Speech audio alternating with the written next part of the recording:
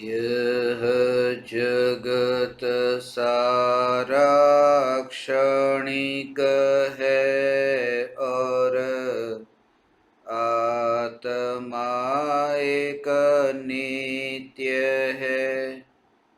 आत्मा का अनुभव बस एकमात्र नित्य है।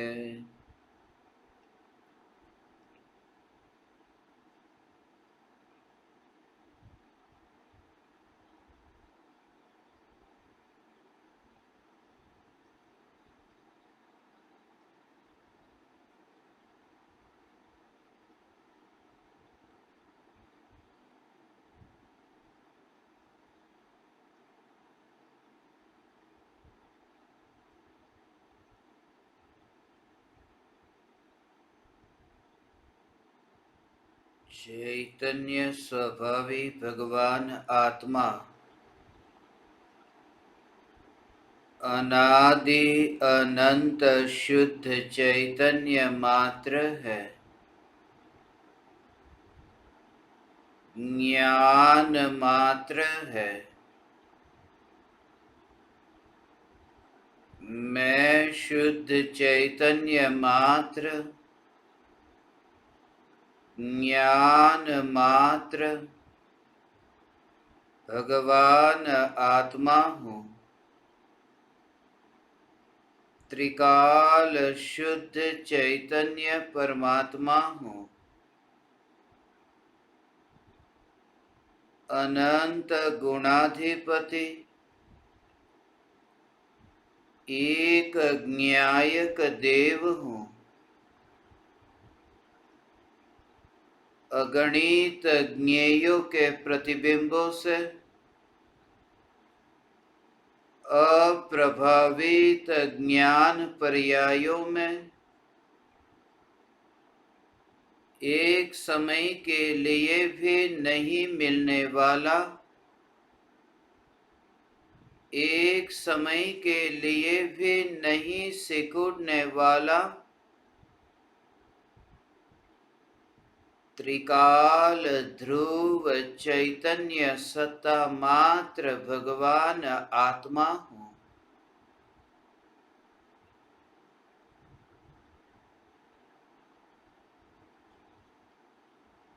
मैं त्रिकाल चैतन्य महल हूँ।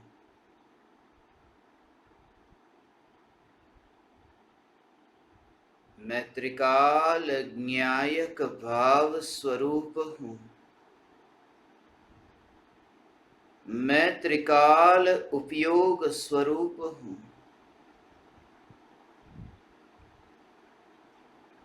मेरा वैभव मुझसे अलग नहीं हो सकता।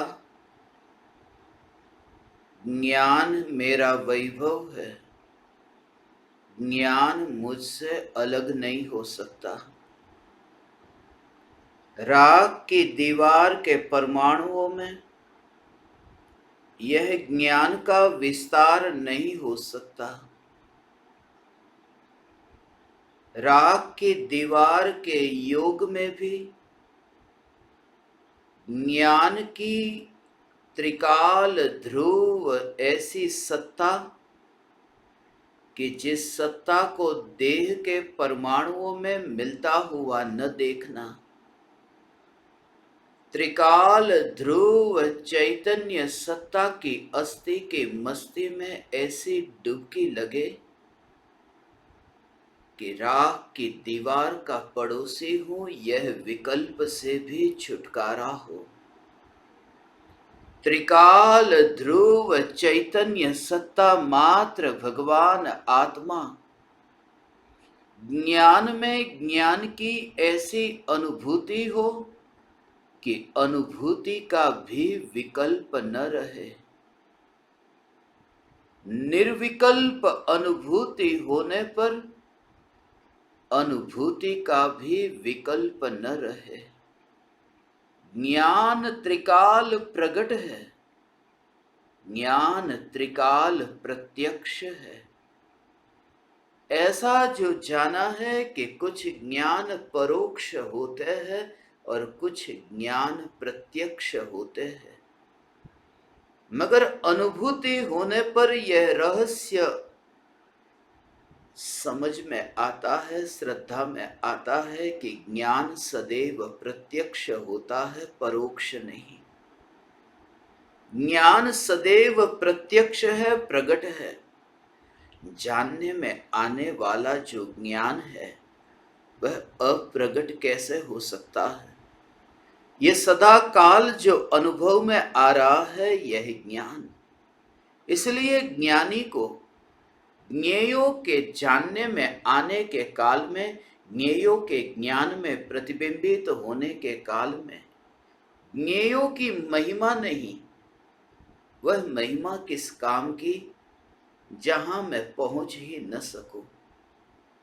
वह नदी जो बहती है, गंगा नदी बहुत विराट है, हिमालय से बहती है, मगर वो विराट जो गंगा नदी, उससे मुझे क्या लाभ? मुझे उस गंगा का पानी पीने को तो मिलता नहीं। मेरे लिए तो मेरे घर में जो कुआं है वह कुआं ही उपयोग में आता है।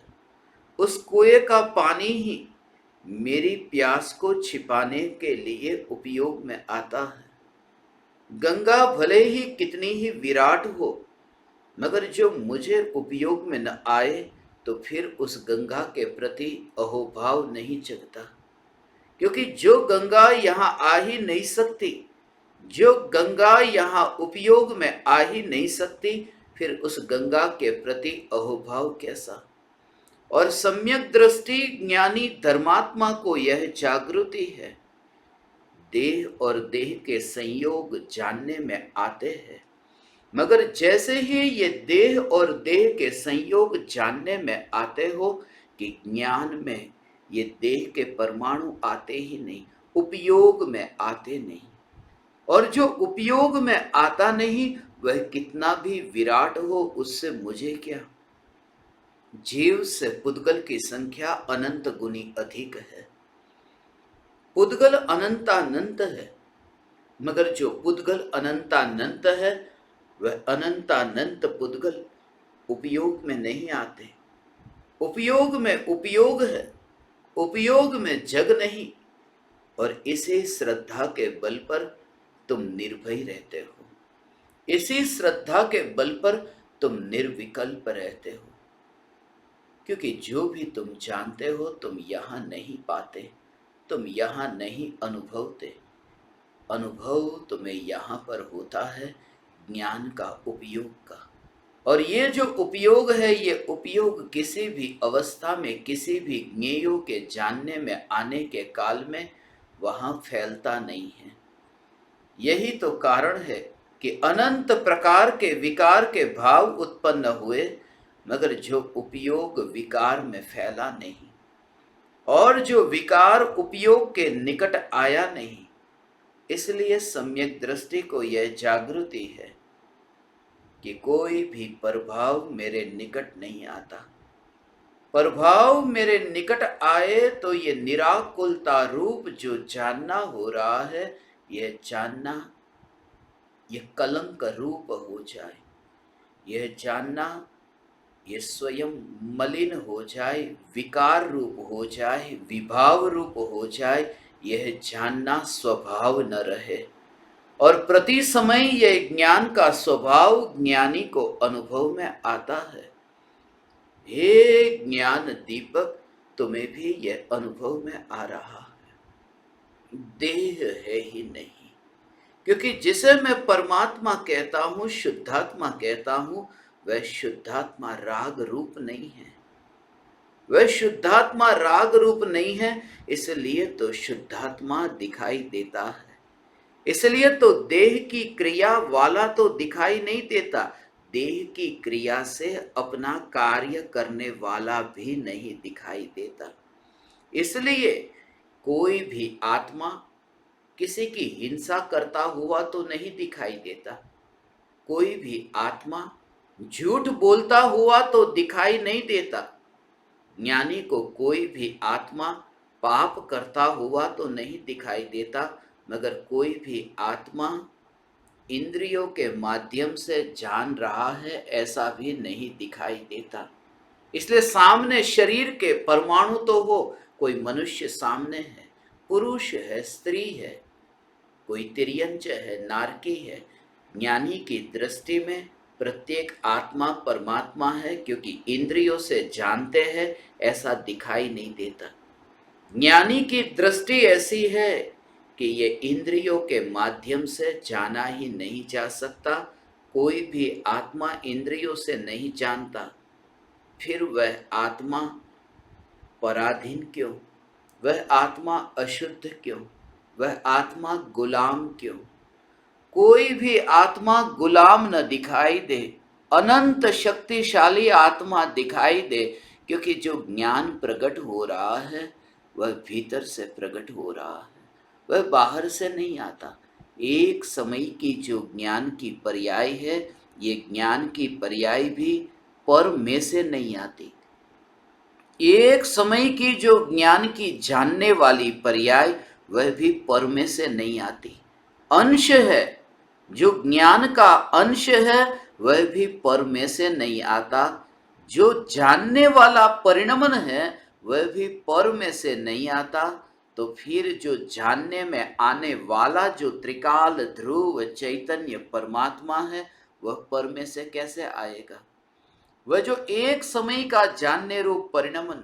इसलिए भगवान के दर्शन करते हैं, दर्शन करते समय यह जागृति कि जो ध्यान का ध्येय है वो वहां कहीं बाहर से नहीं आएगा, वो बाहर से आ ही नहीं सकता, क्योंकि सामने महावीर भगवान है। महावीर भगवान को जानने वाली जो ज्ञान की अवस्था है, वह भी महावीर भगवान में से नहीं आती। वह भी ज्ञान की अवस्था यहाँ से अंतर से प्रकट होती है। तो ज्ञान की पर्याय का विषय जो स्वज्ञेय, ज्ञान की पर्याय का विषय जो त्रिकाली ध्रुव ज्ञायक देव, वो पर में से कैसे आएगा?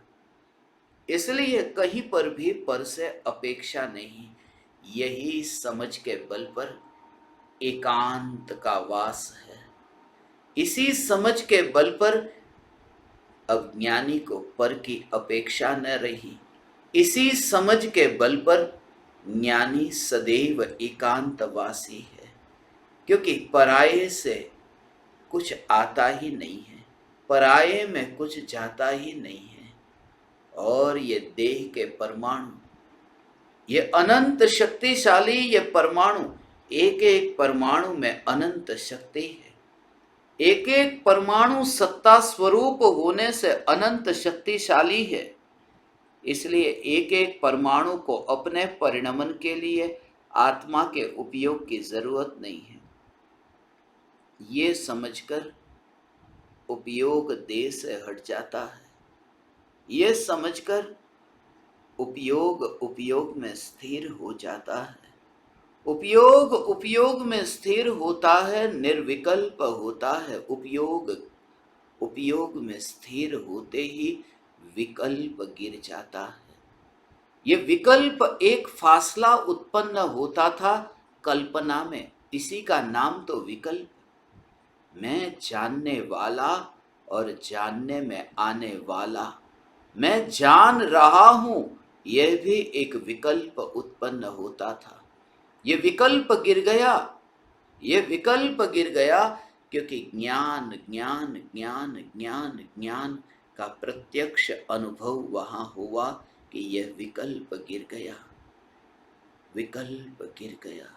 ऐसा ध्रुव ज्ञायक देव का जोर, ध्रुव ज्ञायक देव का जोर अभेद हुआ, निर्विकल्प हुआ। ये जो वाणी, ये वाणी निर्विकल्प नहीं। ये वाणी बोलने का जो विकल्प है वह निर्विकल्प नहीं। ये तो दिखाई देता है कि जो निर्विकल्प अनुभूति में वहां शांत और मौन की अनुभूति हुई है। एक समय में ऐसा अपूर्व कुछ घटित हुआ, जैसे जन्म से लेकर के कोई व्यक्ति अंधा हो और अचानक उस व्यक्ति को आंख आए और देखने लगे, जैसे कोई व्यक्ति जन्म से बिल्कुल बहरा हो, अचानक उसे ध्वनि सुनाई देने लगे, जैसे कोई मुर्दा हो और अचानक ही जीवंत हो जाए कि ये क्या हो गया। अचानक एक समय में ये मौन घटित होता है, विकल्पों का आवरण ही गिर जाता है कि पर्याय द्रव्य का प्रत्यक्ष दर्शन करती है। चैतन्य चैतन्य चैतन्य चैतन्य चैतन्य चैतन्य, न ये देह रहा न कोई देह रहा। हे ज्ञान दीपक, ऐसी यह निर्विकल्प अनुभूति, न ये देह रहा न कोई देह रहा, न मनुष्य रहा न देव रहा, न संसारी रहा न मुक्त रहा, एकमात्र चैतन्य, जहां कोई पराया नहीं। इसलिए तो ये सहजता है, जहां कोई पराया नहीं वहीं पर ही सहजता हो सकती है। वहां किसी आवरण की जरूरत नहीं होती, क्योंकि कोई पराया नहीं। स्त्री को अपने चेहरे पर श्रृंगार करने की जरूरत है, इसलिए क्योंकि कोई पराया है। यदि कोई पराया है अर्थात पति है, पति के लिए स्त्री श्रृंगार करती है, सजती है। आवरण, चेहरे पर आवरण लगाने की जरूरत है। जैसा चेहरा है उससे भी कुछ अलग दिखाना, ये भाव आ सकता है, क्योंकि कोई पराया। हम जो शरीर को सजाते हैं ये अपने लिए नहीं सजाते, ये दूसरों के लिए सजाते हैं। यदि कोई दूसरा नहीं तो फिर चेहरे को सजाने की जरूरत क्या। जब अकेले ही कमरे में हो तो चेहरे को सजाने की जरूरत नहीं। दर्पण में तो तब देखते हैं जब घर से बाहर निकलना है। जब घर से बाहर निकल करके किसी को अपना रूप दिखाना हो तब आईने में एक बार देखते हैं, किसी और के लिए। इसलिए पहले के जमाने में आप लोगों ने ये देखा होगा, सुना होगा कि जिस स्त्री का पति मर जाए, विधवा हो जाए, वह फिर श्रृंगार नहीं करती। श्रृंगार की जरूरत उसको नहीं, क्योंकि अब वह जिसके लिए श्रृंगार करती थी वही नहीं रहा, वह तो मर गया।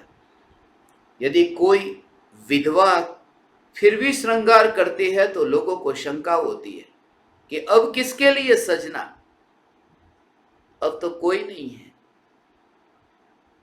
जिसके लिए हम श्रृंगार करते हैं, किसी पराये के लिए शरीर को सजाते हैं। मैं ये कहता हूं कि स्वाभाविक मुद्रा को छोड़ करके एक बनावटी मुद्रा तब तैयार करनी पड़ती है जब कोई पराया हो। जहां कोई पराया नहीं वहां सहज स्वाभाविक रूप प्रकट होता है। निर्विकल्प अनुभूति में कोई पराया नहीं, इसलिए वहां सहज स्वाभाविक चैतन्य स्वरूप का दर्शन होता है। वहां आवरण की जरूरत नहीं, वहां मेकअप के आवरण की, वहां पाउडर के आवरण की, वहां तरह तरह के चेहरे पर आवरण की जरूरत नहीं। वहां विकल्प का आवरण गिर जाता है और सहज स्वाभाविक रूप प्रकट होता है, क्योंकि कोई पराया नहीं। निर्विकल्प अनुभूति ऐसी सहज स्वाभाविक दशा है कि जिस समय इतनी भी चेष्टा नहीं करनी पड़ती कि मैं आत्मा को पालूं। आत्मा को पाने की चेष्टा भी नहीं, क्योंकि प्रत्यक्ष जब दिखता है तब पाने का भाव नहीं रहता। हम जितनी भी दौड़ लगाते हैं वो दौड़ पराई की ओर दौड़ लगाते हैं। जो हमें यहाँ प्रत्यक्ष दिखता हो उसकी ओर दौड़ेंगे कैसे। और ज्ञानी को सदा ज्ञान अनुभव में आता है, इसलिए दौड़े किसकी ओर। किसी पराये की ओर दौड़ा नहीं जा सकता, क्योंकि पराये को पाया नहीं जा सकता। और अपने से जब दूर हुआ ही नहीं हूं तो मैं पाऊं किसे। मैं सदा ही चैतन्यमयी हूं, सदा चैतन्यमयी हूं, यह जागृति। मैं सदा ही चैतन्यमयी हूं। कोई भी काल हो, कलयुग हो या सतयुग हो, ये काल बुरा काल है, मगर बुरे काल में भी, नीचे काल में भी ऐसी भूमि पर जहां जन्म हुआ कि जहां तीर्थंकर परमात्मा का योग नहीं है, ऐसी भूमि पर जन्म हुआ कि जहां दिन प्रतिदिन इतने अत्याचार और पाप होते हैं, ऐसी भूमि पर मेरा जन्म हुआ जहां प्रत्यक्ष सद्गुरु के दर्शन भी दुर्लभ है। कैसा नीचा काल! ऐसे नीचे काल को भी मैं नीचा नहीं देखता, इसलिए क्योंकि मेरा जो ज्ञान स्वभाव है वो इंद्रियों के माध्यम से बाहर बहता नहीं है। फिर मैं इसे नीचा काल नहीं कहता, इसे नीचा समय नहीं कहता, क्योंकि एक एक समय के ज्ञान की पर्याय इंद्रियों में से जब बाहर जाती नहीं, इंद्रियों में जाती नहीं, इंद्रियों में मिलती नहीं, तो फिर एक एक समय के ज्ञान की पर्याय को, उस समय को मैं नीचा कैसे कहूँ कि जिस समय ज्ञान का परिणमन इंद्रियों में न घुलता मिलता हो। बस यही तो सतयुग है। ये सतयुग है, क्योंकि सत्ता स्वरूप ज्ञान अपनी सत्ता में से बाहर न जाए, यही तो सतयुग है। ये ज्ञान का वैभव सदैव सत्ता स्वरूप है। इसलिए तो तुम कल्पना करते हो तरह तरह के पदार्थों के प्रतिबिंब की। तुम कल्पना करते हो कि कितने पदार्थ प्रतिबिंबित हुए, और ज्ञानी का जोर है चैतन्य की स्वच्छ सत्ता पर। कौन प्रतिबिंबित हुआ उस पर जोर नहीं है, चैतन्य सत्ता स्वरूप है, बस यही मैं हूं। अगला भव मनुष्य का मिलेगा या नहीं मिलेगा? तुमने कभी ये विचार किया कि तुम्हारा अगला भव कौन सा होगा? अगला भव मनुष्य का मिले, ये चिंता तो उसे है जिसे इस भव में देह रूप अनुभव हो रहा है। जिसने स्वयं को चैतन्यमय अनुभव किया है, वह अगला भव मनुष्य का नहीं चाहता, क्योंकि उसकी तो चाहना ही मर गई। उसने तो चाहत से ही एकत्व तोड़ दिया, चाहत से ही एकत्व तोड़ दिया। चाह का जो भाव था, उस भाव में ही अपने को मिलता हुआ नहीं देखा, और इससे शिकायत नहीं होती। जो चाहना होती है उससे शिकायत नहीं। इसलिए भरत चक्रवर्ती को 6 खंड को जीतने की चाहना है, मगर इस चाहना के साथ में ही जिसने नाता तोड़ दिया है, श्रद्धा में ये मान लिया है कि ये चाहना ये मैं नहीं, क्योंकि मेरा जो ये चैतन्य स्वरूप है भगवान आत्मा, ये चैतन्य स्वरूप है, ये चैतन्य स्वरूप वह चाहना में नहीं चाहता। वरना ये चैतन्य स्वरूप ये स्वयं ही कलंकित हो जाता। भगवान ये ज्ञान स्वरूप, ये ज्ञान स्वरूप सदैव निर्मल निर्मल निर्मल निर्मल ही तो परिणमित होता अनुभव में आता है। ये तुम्हारा स्वरूप है भगवान, ये तुम्हारा स्वरूप है ज्ञान का जो निर्मल स्वरूप है। देह की क्रिया, ये मांस की क्रिया, खून की क्रिया, ये हड्डी की क्रिया, ये देह की क्रिया जो होती है, मगर देह की क्रिया में जो देह में जाकर के जो ज्ञान न मिले, देह की क्रिया के करने के विकल्प के काल में जो विकल्प में जाकर के जो ज्ञान न मिले, उस ज्ञान को मैं मलिन कैसे कहूं, और उस ज्ञान की मुक्ति की मैं भावना कैसे भाऊं, उस ज्ञान के परिभ्रमण से छुटकारा होने की भावना में कैसे भाऊं। इसलिए तुम ये मानो, ये स्वीकार करो कि मैं चैतन्य परमात्मा ऐसा अबंध, ये ज्ञान बंधा नहीं, ये ज्ञान का परिभ्रमण नहीं, ऐसा मैं चैतन्य चैतन्य चैतन्य चैतन्य चैतन्य चैतन्य चैतन्य, ऐसी चैतन्य की मस्ती, जहां ये चैतन्य की एकांत की मस्ती है, वह मस्ती भी उन्हें ही है जिसे यह प्रत्यक्ष अनुभव हुआ।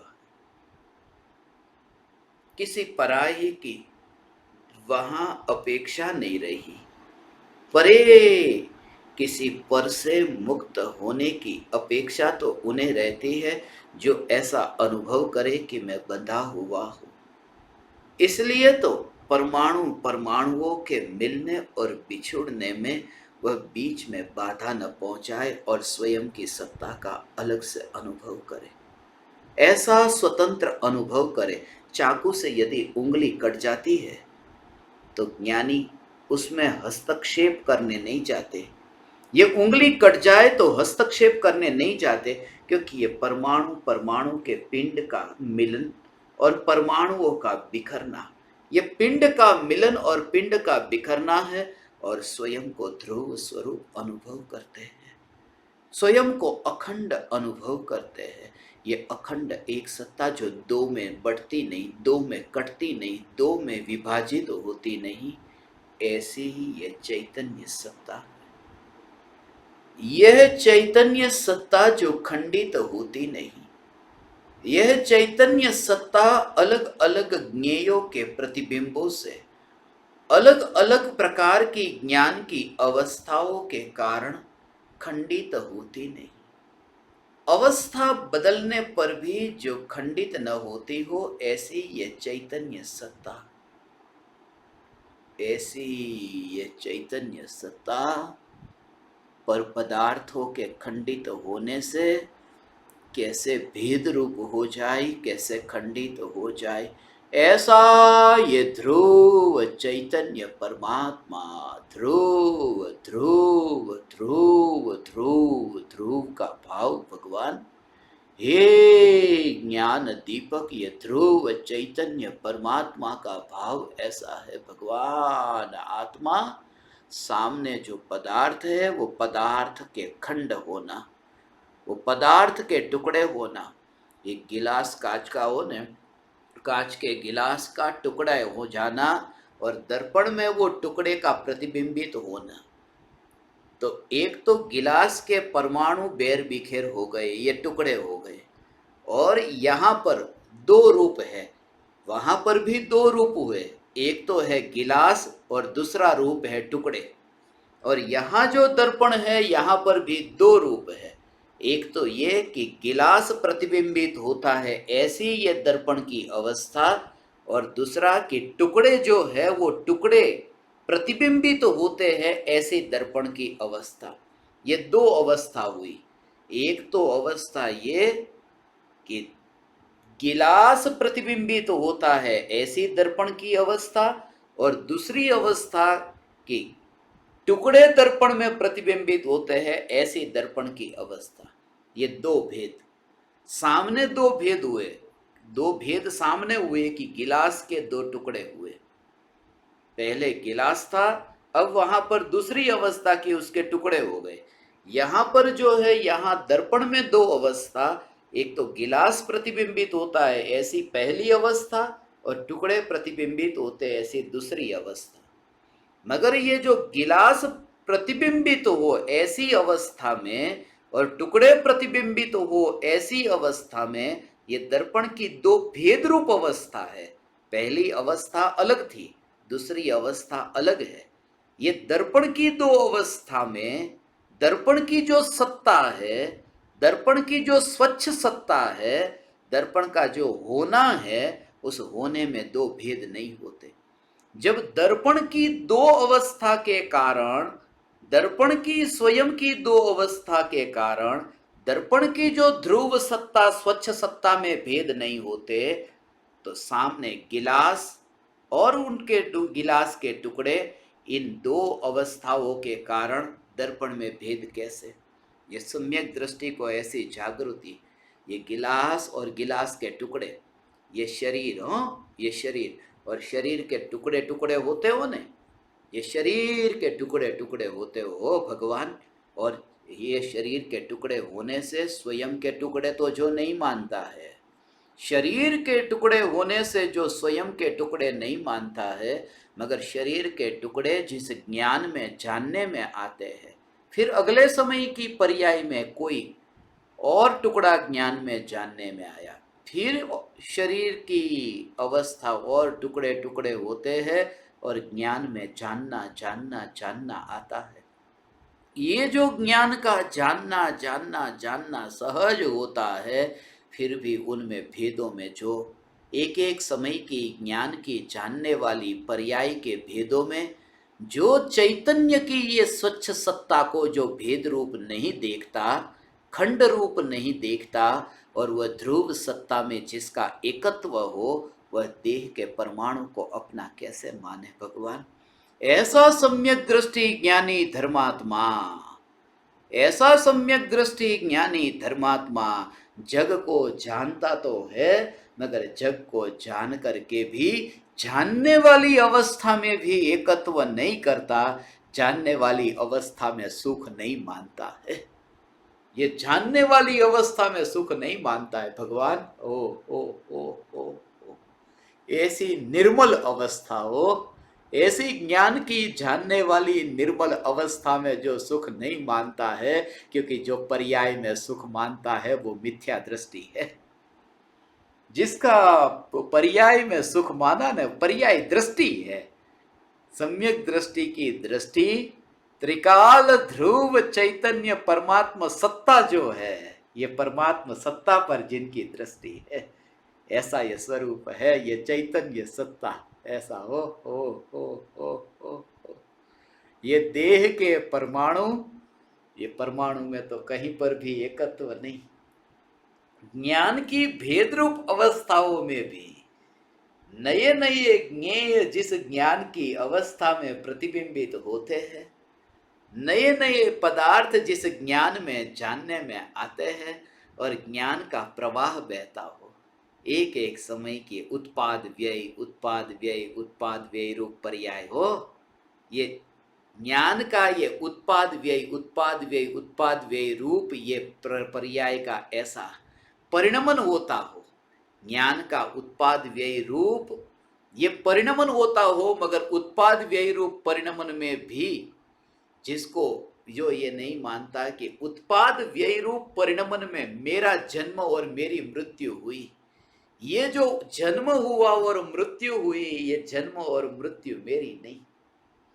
शरीर के तो जन्म मृत्यु नहीं मानता, मगर ज्ञान की पर्याय में जो उत्पाद और व्यय होता है, शरीर में तो नहीं, ज्ञान की पर्याय में जो उत्पाद और व्यय होता है, वो ज्ञान की पर्याय के उत्पाद और व्यय में स्वयं का जन्म और मरण नहीं मानता, ऐसा स्वयं का जन्म मरण नहीं मानता। ओ ऐसा ही तत्व विचार, ये तत्व विचार, ये तत्व विचार चलते चलते चलते चलते अंतर में सहज ही उदासीनता प्रकट होगी। ये विचार करने से, ये प्रयोग से तुम्हें स्वयं को ही अंदर से ऐसी उदासीनता प्रकट होगी। कैसा कि देह के परमाणु के जन्म मरण में तो मेरा जन्म मरण नहीं, देह के परमाणु में तो मेरा जन्म मरण नहीं, मगर ज्ञान की पर्याय के उत्पाद और व्यय में भी मेरा जन्म मरण नहीं। मेरा जन्म मरण नहीं, वो कौन जानता है? ज्ञान की पर्याय के उत्पाद और व्यय में मेरा जन्म मरण नहीं, ऐसा जानने वाली पर्याय है, ये द्रव्य नहीं। एक समय की ज्ञान की पर्याय ये जानती है कि पर्याय के उत्पाद और व्यय में मेरा जन्म मरण नहीं है, ऐसा जानने वाली पर्याय है। तो पर्याय जो ये जानती है कि मेरा जन्म मरण नहीं है, वही पर्याय फिर ये जानती है कि मैं ध्रुव चैतन्य हूं। मगर मैं ध्रुव चैतन्य हूं, ये राग पूर्वक का जानना अभी होगा। ये अभी जो जानना होता है ना, वो राग सहित का, राग सहित का माने उस ज्ञान में राग मिला ऐसा नहीं, ज्ञान में राग मिला ऐसा नहीं। उसका भाव है कि राग का विकल्प उस समय रहता है और ये जानना होता है। जिस समय वो विकल्प भी गिर जाए और ज्ञान में सहज ही न्यायक का प्रतिबिंब पड़े, उस समय निर्विकल्प अनुभूति होती है। ऐसे निर्विकल्प अनुभूति फिर पर्याय में पर्याय का परिणमन होता रहे।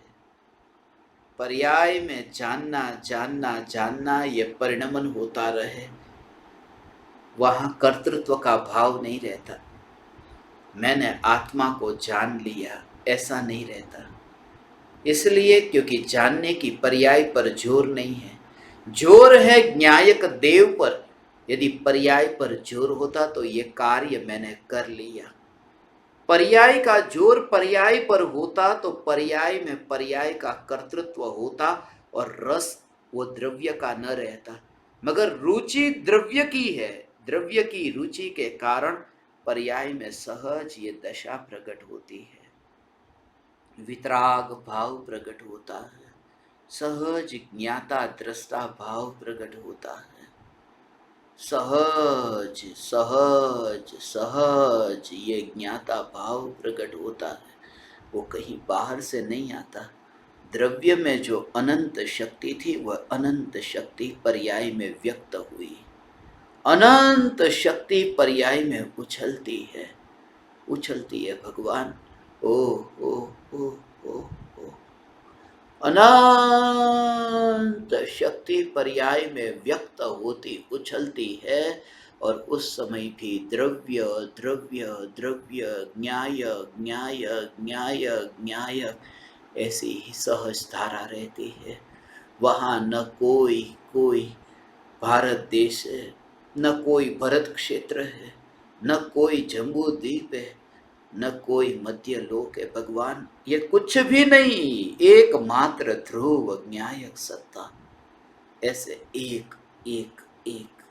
इसलिए तो ज्ञानी का जो जीवन है वह एक एक एक जीवन है, बस एक। वहां पर एक और एक है जहां कोई दूसरा नहीं। इसलिए तो आवरण न रहे, कोई दूसरा नहीं। इसलिए तो मुनिराज की जो दशा देखते हो ने, निर्ग्रंथ दिगंबर मुनि, वो वही तो रूप है कि जहां कोई दूसरा है ही नहीं, उस दशा तक वे पहुंचे। वस्त्र भी पहनते हैं कि कोई दूसरा, दूसरे का विकल्प आया कि वस्त्र पहना, जहां उस दशा तक पहुंचे कि कोई दूसरा नहीं। ऐसी चैतन्य की मस्त, ऐसी चैतन्य की अस्थि की मस्ती हो, वहां फिर इस देह को वस्त्र से ढकने का भाव भी नहीं आता है। ऐसी सहज स्वाभाविक दशा, हे ज्ञान दीपक तुम्हें प्रकट हो, ऐसी सहज स्वाभाविक दशा तुम्हें प्रकट हो कि तुम एक होकर के बस जीवन का अनुभव करो, जहां दूसरा है ही नहीं। और जब दूसरा है ही नहीं तो दूसरों की मालिकियत करने का भाव भी कैसा फिर? किसका मैं मालिक बनूं? जब धन तुम्हें दिखे तो धन का मालिक तुम बनने जाओ। जब तुम्हें ये शरीर दिखे तो शरीर का मालिक तुम बनने जाओ। मगर मुझे तो कोई दूसरा दिखता ही नहीं। जब मैं तुमसे कहूं ना कि मुझे, तो प्रत्येक ज्ञानी की बात कहता हूं, प्रत्येक ज्ञानी की बात कहता हूं कि ज्ञानी को कोई पर नहीं दिखता, पर नहीं दिखता। इसी को तो मस्ती कहते हैं भगवान, इसी को तो मस्ती कहते हैं, इसी को तो एक होना कहते हैं, इसी को तो जग में रहकर जग से अलग हो जाना कहते हैं, इसी को तो अनंत गुणों की एकता का अनुभव कहते हैं, इसी को तो देह होने पर देहातीत और विकल्प होने पर विकल्पातीत कहते हैं। इसी को कहते हैं कि सिद्ध उतर आया है यहाँ पर, जो देह से पार है। हे ज्ञान दीपक, ऐसा ये एकाकी अनुभव, ये एक चैतन्य का अनुभव, स्वरूप स्वरूप और स्वरूप के अतिरिक्त और कुछ भी नहीं। इसलिए तुम बहुत मोक्ष की चिंता मत करो, तुम केवल ज्ञान की चिंता मत करो। तुम अब सिमटते जाओ, अब तुम सिमटो। जो ज्ञान फैल रहा है पर की ओर, ज्ञान फैलता है इंद्रियों के विषयों की ओर, तुम सिमटते जाओ और सिमटते जाओ, अर्थात कि उपयोग जो पर में फैल रहा है वहां तुम्हें एहसास हो रहा है कि ये ज्ञान मेरा बहुत भटकता है। मेरा वैभव कौन चोरी कर जाएगा? कोई भी चोर आए मेरा वैभव चोरी नहीं कर सकता। घर में जो तिजोरी में रुपये हो, तुम रात को चैन से सोते नहीं, इसलिए क्योंकि वे रुपये कोई चोर आकर के चोरी कर जाए तो, कोई लुटेरा आकर के लूट जाए तो। सम्यक दृष्टि को यह जागृति है कि चोर आ नहीं सकता मेरा धन लूटने के लिए। कोई भी लुटेरा आ नहीं सकता। और चोर लुटेरे कौन है? ये जो राग और द्वेष के विकारी भाव है, यही तो चोर लुटेरे है। ये जो मोह का भाव है, यही तो लुटेरा है, यही तो लुटेरा है। मगर मैं निर्भय हूं, इसलिए निर्भय हूं क्योंकि चोर और लुटारा वो मेरे भाव को लूट नहीं सकता, मेरे स्वभाव को, मेरे धन को लूट नहीं सकता। और धन है चैतन्य ज्ञान, इसलिए ज्ञान राग में जाता नहीं, इसलिए ज्ञान है वह द्वेष में जाता नहीं। और जब मैं अपने ज्ञान स्वभाव को राग द्वेष में मिलता नहीं देखता, इसलिए तो देखता हूं कि मेरा वैभव लूटने वाला कोई चोर नहीं है, मेरे वैभव को छीनने वाला कोई लुटेरा नहीं है। ये वैभव सदैव यहाँ है।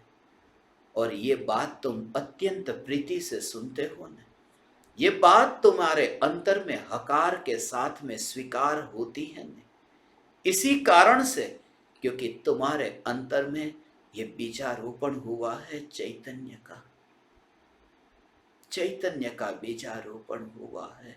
तुरंत ही उपयोग हटे और उपयोग का अनुभव हो, उपयोग उपयोग में अनुभव में आए। जैसे ही तुम्हें अनुभव हो बहुत पाप का उदय चल रहा है, पाप के उदय ऐसे है कि प्रतिकूलता बहुत है, कोरोना का समय चल रहा है, व्यापार ठीक नहीं चल रहा, इतना कर्ज ऊपर बढ़ गया है, चढ़ गया है, महापाप का उदय आया है। एक क्षण के लिए बस अंतर में घर में बैठ जाना, बाहर मत जाना, घर में बैठ करके तुम अनुभव करोगे कोई तीव्र पाप, कोई मंद पाप, कोई पुण्य, कोई पाप, कोई उदय जिस ज्ञान में है नहीं। यह ज्ञान सदैव प्रकट है। जिस ज्ञान में कोई उदय नहीं आया, उस ज्ञान में हीनता कैसी? ये ज्ञान स्वरूप मैं हूं, ऐसा ज्ञान ज्ञान और ज्ञान का विचार चलता रहे। जैसे जैसे ये विचार चलेगा, इंद्रिय विषयों के विकल्पों में, भोगों में तुम्हें अब रुचि कम होती जाएगी। सम्यक दर्शन की ओर जैसे तुम्हारी यात्रा होगी कि मिथ्या प्रदर्शन छूटता जाएगा। फिर तुम्हारे बाहर के खेल सहज ही मिटते जाएंगे। फिर रुचि ऐसी परभावों की, परद्रव्य की और परायों की रुचि न रहेगी। फिर तुम्हारी वृत्ति ही उस विषय की ओर भागेगी नहीं, दौड़ेगी नहीं, तुम सहज ठहर जाओगे। अब तुम उसकी ओर न जाओगे कि आज मैं दुकान पर जाकर के थोड़ा धन ज्यादा कमा लूं, कि एक अच्छा सा और अच्छा सा शो पीस खरीदूं और मेरे घर के हॉल में वहां पर कोने में मैं रखूं, कि जो भी मेहमान आए उस मेहमान को ये पता चले, देखो ये कितना बड़ा धनवान है। तुम मनुष्य जीवन की महत्ता को, दुर्लभता को, तुम सार्थकता को समझते हो। अब तुम व्यर्थ में ये अमूल्य समय को गवाते नहीं। इसलिए अभी भी कुछ भी नहीं बिगड़ा, अभी भी कुछ भी नहीं लूटा। तुम सिर्फ जागो, परायों के लिए जीवन जीना बंद हो जाए, परायों के लिए जीवन जीना बंद हो जाए। आज तुम विचार तो करो, शुरुआत तो करो। पूरा जो खेल तुम देखोगे जीवन का, सब खेल पराये के। और जहां पराया है बस वहां पर ये विकल्प है। 20 पुरुष एक कमरे में बैठे हो, वहां पर कोई एक स्त्री आ जाए, एक स्त्री आते ही 20 पुरुष के अंदर में कुछ अलग प्रकार के भाव होंगे। ऐसे न रहेंगे, सावधान हो जाएंगे, सावचेत हो जाएंगे। कोई स्त्री प्रवेश करती है, अभी तक तो पुरुष थे मगर पुरुष का विकल्प ही नहीं आ रहा था। जैसे ही कोई स्त्री आई कि पुरुष का विकल्प आया, पुरुष का विकल्प आया, स्त्री आई कि अरे हम पुरुष है। यहां पर कोई आया, कोई पराया, कोई विरोधी, कोई विपरीत आता है कि यहां एहसास होता है मगर मुझे पुरुष हूं ये एहसास नहीं करना, इसलिए मुझे स्त्री के संग में रहने की जरूरत नहीं। मुझे अनुभव करना है मैं चैतन्य हूं, इसलिए अब कोई स्त्री की मुझे जरूरत नहीं। तुम्हें यदि स्त्री हो तो तुम्हें अनुभव करना है चैतन्य का, इसलिए तुम्हें किसी पुरुष के संग की जरूरत नहीं। इसलिए मैं तुमसे एकांत के लिए कहता हूं, जिसका ध्येय एकमात्र चैतन्य है, बस वह पर की संगति से छूट जाता है। इसी को तो सहज ब्रह्मचर्य कहते हैं कि जहां पर की जरूरत न रही, क्योंकि मैं पुरुष हूं ये एहसास करने की मुझे जरूरत नहीं है, मैं चैतन्य परमात्मा हूं ये अनुभूति पर्याप्त है। इस एकांत, जिसने इस मनुष्य के पुरुष के शरीर को भी पड़ोसन के रूप में देखा हो, वो पर की संगति में, पर की संगति में, पर की रुचि में कैसे जाए।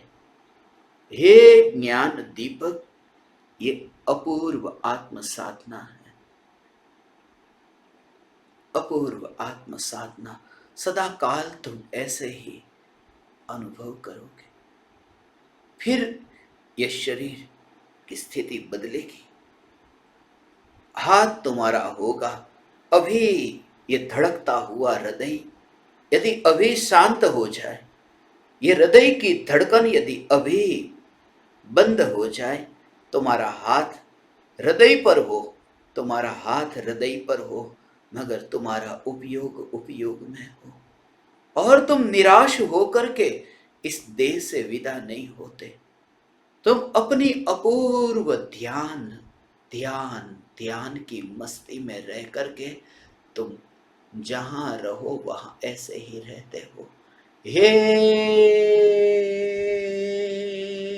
ज्ञान दीपक, आ आ आ ध्रुव ध्रुव ध्रुव ध्रुव ध्रुव, ऐसा ये चैतन्य स्वरूप। ओहो ओ ओ ओ।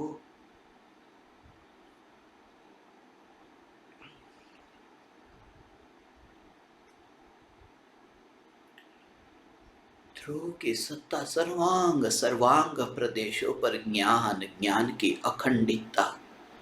जितना विस्तार में देखूं, ज्ञान के विस्तार के अतिरिक्त और कुछ भी नहीं, और ज्ञान में कोई धड़कन नहीं, इसलिए धड़कन का ठहरना नहीं। तुम उस ध्रुवता को तुम देखो तो तुम्हें यही दृश्य दृष्टि में आएगा और आएगा। हे ज्ञान दीपक, तुम्हें यह दृश्य दृष्टि में आएगा। मिट्टी से पार, मृणमयी से चिन्मयी की ओर तुम्हारी यात्रा हो।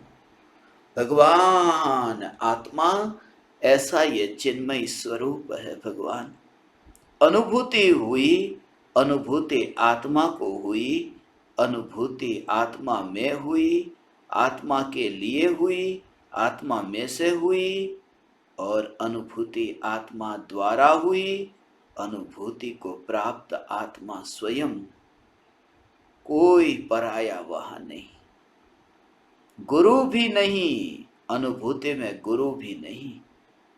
जिस गुरु को निमित्त तो कहा न, गुरु के निमित्त से आत्मा की अनुभूति हुई, इंद्रियों के निमित्त से तो हुई नहीं, गुरु के निमित्त से आत्मा की अनुभूति हुई, मगर वह गुरु भी अनुभूति में कहीं पर भी नहीं। अनुभूति तो अनुभूति अनुभूति अनुभूति गुरु में से कैसे आए। ओ अनुभूति गुरु में से कैसे आए, क्योंकि अनुभूति पर्याय है और अनुभूति का विषय जो द्रव्य है, अनुभूति की पर्याय और अनुभूति का विषय ऐसा जो भगवान आत्मा दृष्टि का विषय ये जो भगवान आत्मा, ध्यान का जो ये ध्येय ये भगवान आत्मा, गुरु में से कैसे आएगा? पर की सत्ता में से वो हट करके अपनी सत्ता में वो कैसे आए? ऐसा ये सत्ता स्वरूप न्यायक देव मैं हूँ, ऐसा ये सत्ता स्वरूप न्यायक देव मैं हूँ। ओ ध्रुव ध्रुव ध्रुव ध्रुव, ऐसा अकर्ता हो भगवान, ध्रुव का कुछ भी कर्तृत्व नहीं, ऐसा ऐसा ऐसा हा हा हा हा, ये ऐसा ध्रुव का कोई भी कर्तृत्व नहीं। इसलिए इसलिए इसलिए ये पिंड सदा पिंड रूप रहे, ये भावना कौन ध्रुव कैसे भाए?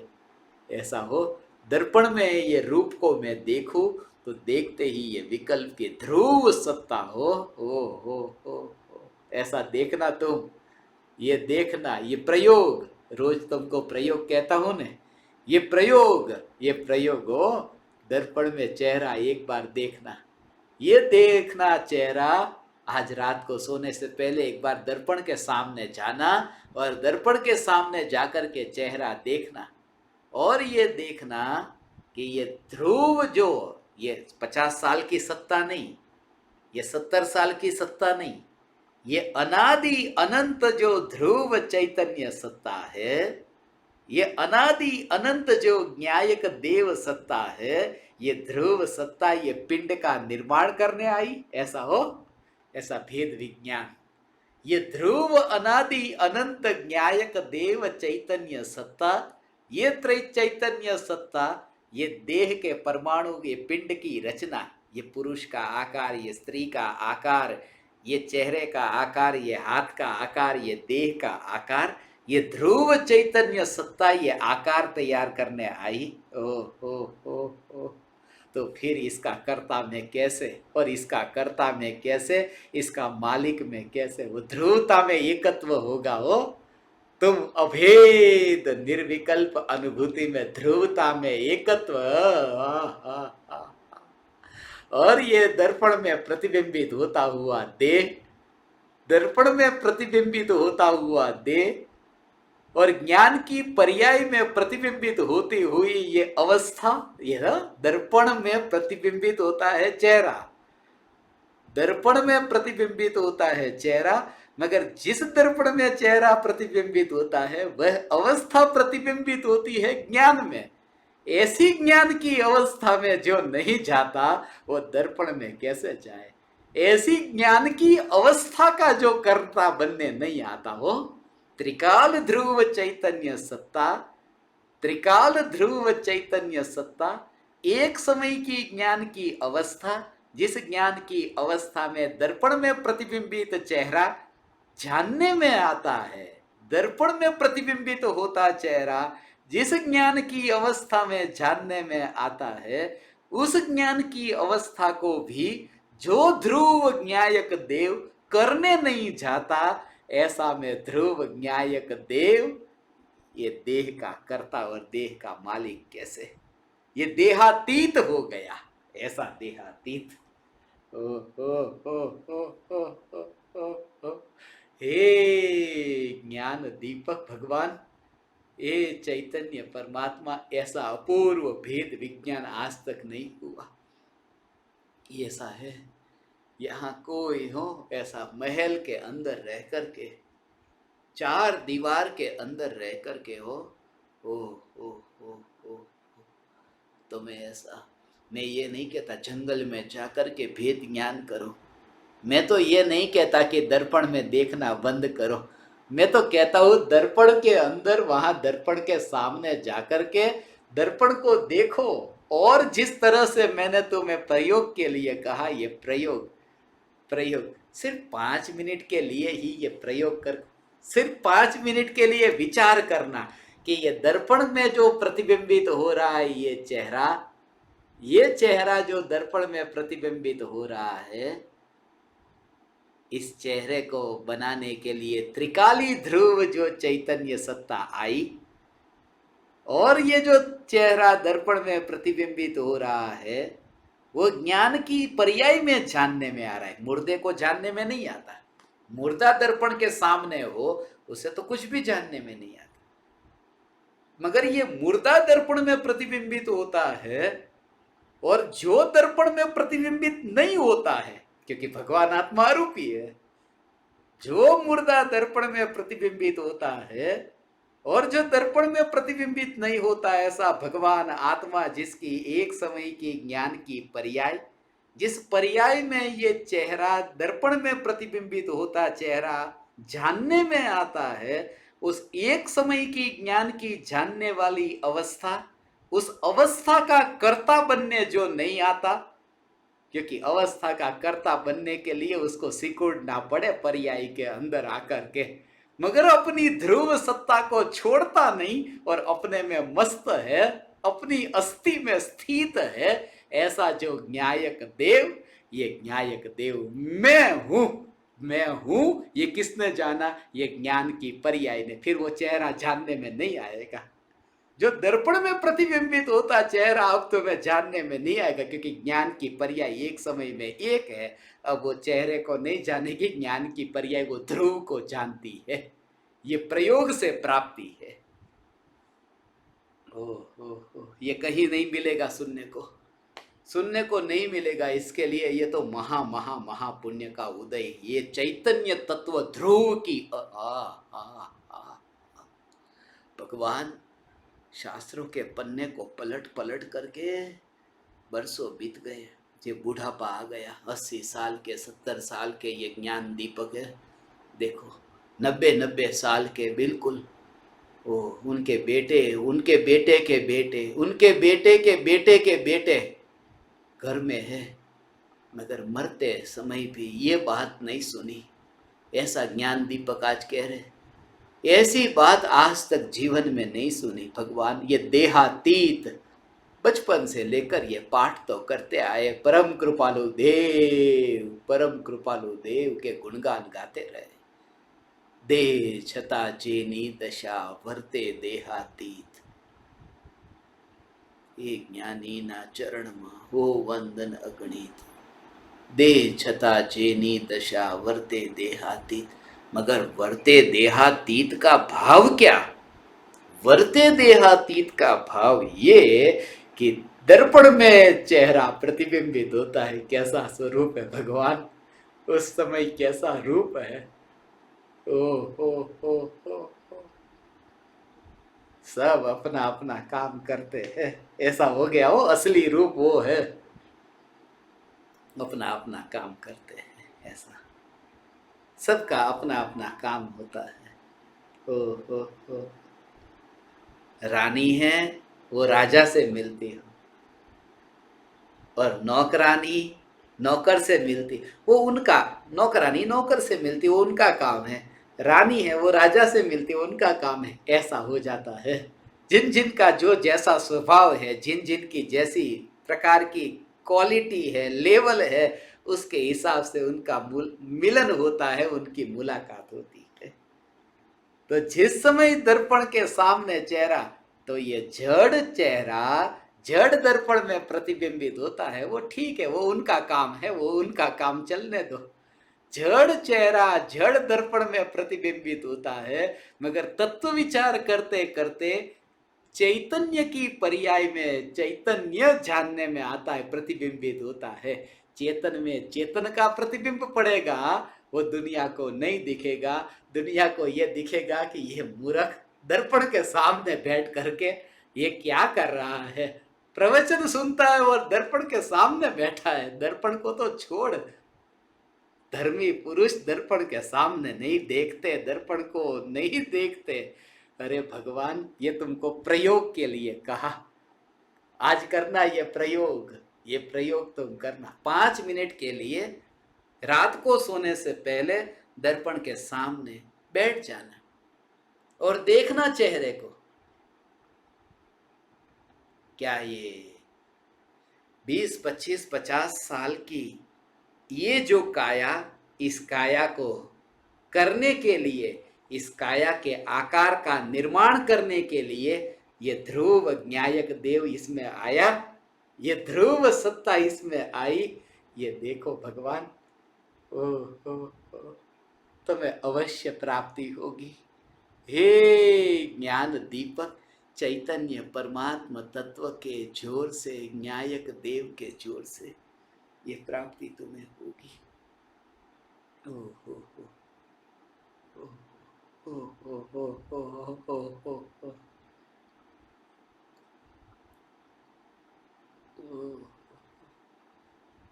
दर्पण मेरा इंतजार कर रहा है, अब मुझे जाना होगा।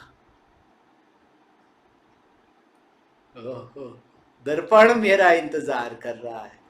कमरे में जो दर्पण है, वो कमरे में जो दर्पण है, वो दर्पण मेरा इंतजार नहीं करता। वो जब फ्रेम के साथ में लगा हुआ है ना, ये दर्पण मेरा इंतजार नहीं करता।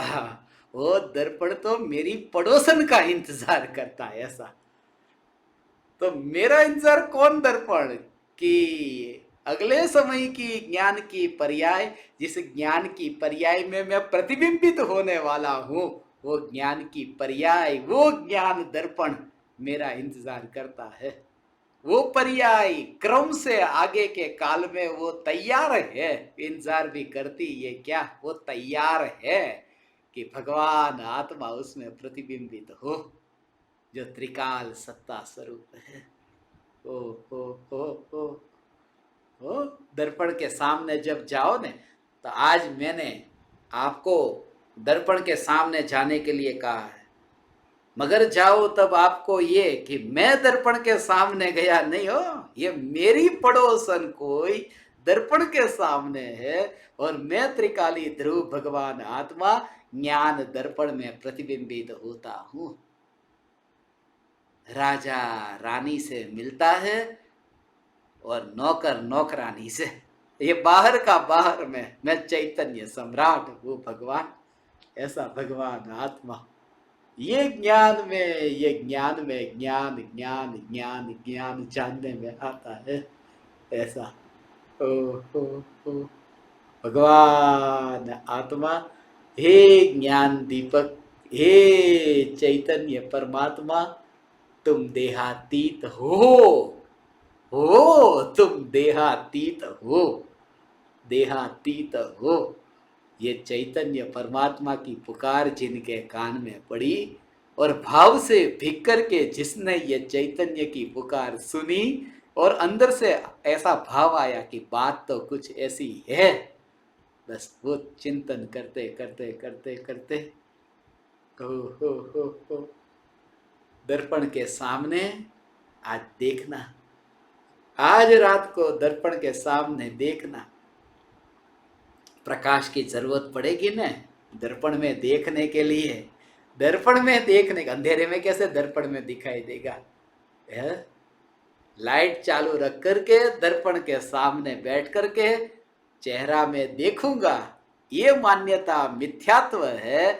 यहां तो ये कि ज्ञान के प्रकाश से, ज्ञान रूपी दर्पण में चैतन्य परमात्मा प्रति समय प्रकाशित हो रहा है, प्रतिबिंबित हो रहा है। यही मैं हूं, यही मैं हूं, यही मैं हूं।